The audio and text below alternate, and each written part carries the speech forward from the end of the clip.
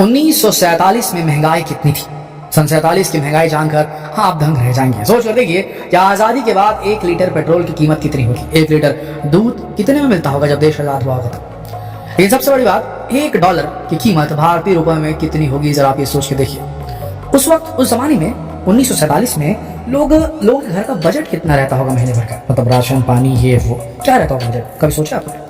आज 1947 आज़ादी के उस दिन के बाद की और उस वक्त की हम जो तस्वीर आपके सामने पेश करने वाले हैं, उसे सुनकर आप अंदर तक हिल जाएंगे और आपके कहने पर मजबूर हो जाएंगे कि वो जमाना ही सही था। ओल्ड वॉज रियली गोल्ड, ये बोलना शुरू कर देंगे आप। वैसे ये बात तो आप सभी जानते हैं कि 1947 के वक्त भारत को आज़ादी मिली, लोगों ने एक नए भारत को देखा, भारत का उदय होते देखा। लेकिन उस वक्त की महंगाई कैसी थी?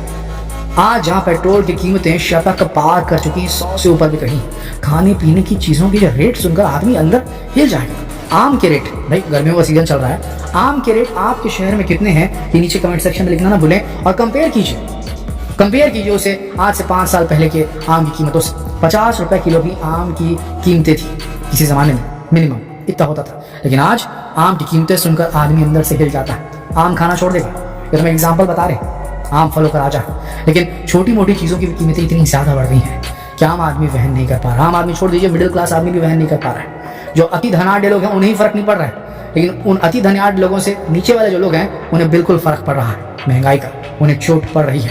लोगों ने अपने घरों के निर्माण को कुछ दिनों के लिए टाल दिया क्योंकि लोहा महंगा हो गया है। जी हाँ दोस्तों, ये बात तो आपके आस पड़ोस में भी होती होगी। खैर, आखिर उस वक्त का जमाना कैसा था 1947 का, हम इस पर आते हैं। 1947 में महंगाई कितनी थी? उस वक्त रुपए का वैल्यू जो था, रुपए की जो वैल्यू थी वो डॉलर के मुकाबले कितनी थी, आइए समझते हैं। क्या उस वक्त भी लोग महंगाई की मार झेलते थे? समझते हैं चलिए।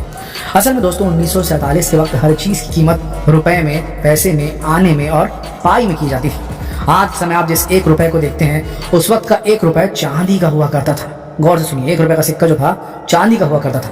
वहीं 1 रुपए की कीमत 16 आने थी, यानी कि 64 पैसे। 16 आने 1 रुपए, यानी कि 16 आने का 1 रुपया और 64 पैसे का 16 आना। वहीं आपको जानकर हैरानी होगी कि उस वक्त $1 की कीमत, ध्यान से सुनिएगा, $1 की कीमत बिल्कुल 1 रुपए के बराबर थी। इन भारत में जो पैसा चलता था वही पैसा अमेरिका में भी आप जाते हो उस वक्त तो आपका 1 रुपए के बराबर होता। आज की तारीख में आपका 70-75 रुपया वहाँ के 1 रुपए के बराबर है, यानी कि वहाँ के $1 के बराबर है। समझ रहे ना? वो एक ऐसा वक्त था जब भारत का रुपया इतना ज्यादा मजबूत था कि एक आम आदमी की रोजाना की खरीदारी सिर्फ चिल्लर में ही हो जाती थी। चिल्लरों में आज जो चावल आपको 50 रुपए से 60 रुपए से 100 रुपए तक का मिलता है, उस समय चावल की कीमत 65 पैसे प्रति किलो हुआ करती थी, महज 65 पैसे। 1947 में महज 26 पैसे का, 25 पैसे नहीं, 26 पैसे का 1 किलो गेहूं मिल जाता था। लेकिन आज यही गेहूं 30 रुपए से भी ज्यादा में प्रति किलो बिक रहा है दोस्तों। लेकिन इससे भी ज्यादा जरूरी चीज है पेट्रोल, जो आज के समय 120 रुपए प्रति लीटर तक पहुंच चुका है। उस वक्त ये पेट्रोल सिर्फ और सिर्फ 27 पैसे प्रति लीटर बिका करता था। सुन लीजिए, कहाँ 120 रुपए प्रति लीटर और कहाँ 27 पैसे प्रति लीटर। इसके अलावा इंटरनेशनल मार्केट में यही 1 लीटर पेट्रोल 40 पेनी बोलते हैं वहां पर, 40 पेनी में मिलता था। सोच कर देखिए कि उस वक्त की कीमत में और आज की कीमत में कितना बड़ा अंतर है।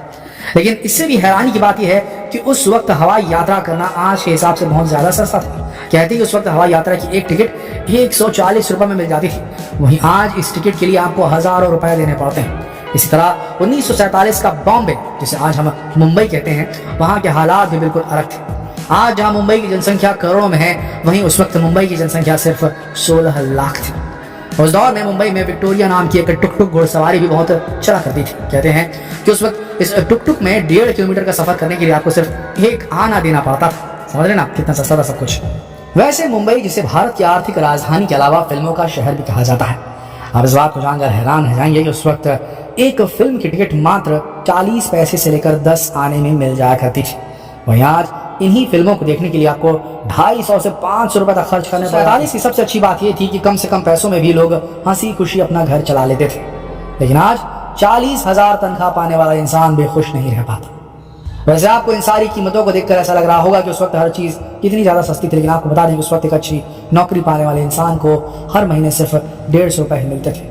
लेकिन इतने कम पैसों में भी बड़ी आसानी से उनका जीवन निर्वाह हो जाता था, क्योंकि चीजें मिलावटी नहीं होती थी, चीजें सस्ती थी, लोग ईमानदार थे और करप्शन उतना फैला नहीं था। आज आज़ादी के 75 साल बीत चुके हैं, लोग मिलावटी हो चुके हैं, लोग खोटे हो चुके हैं, उनकी नीयत में खोट आ चुकी है, सामान मिलावटी मिल रहा है और इस देश में भ्रष्टाचार फैल चुका है जो पता नहीं कब जाएगा।